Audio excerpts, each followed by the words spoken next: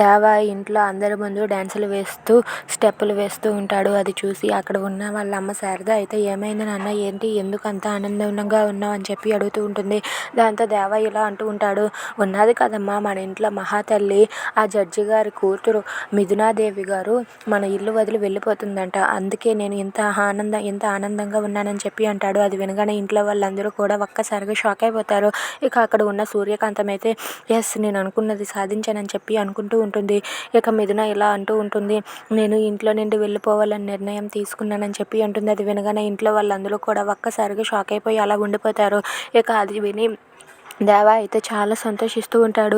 మన ఇంటికి పట్టిన పీడ ఇప్పటితో విరగడైపోతుందమ్మా, ఈ దెయ్యం ఇక్కడి నుండి వెళ్ళిపోతుంది అని చెప్పి అంటాడు. అది వినగానే మిథున అయితే చాలా బాధపడుతూ ఉంటుంది. ఇక వాళ్ళ అత్తయ్య గారు చెప్పిన మాటలు, వాళ్ళ అత్తయ్య గారు అన్న మాటలు గుర్తు తెచ్చుకొని మిథున చాలా బాధపడుతూ, నేను మీ ఎవరికి కూడా భారం అవ్వకూడదని అనుకుంటున్నాను, అందుకే ఇక్కడి నుండి వెళ్ళిపోతున్నానని చెప్పి అందరితో అంటూ ఉంటుంది. Please subscribe our channel.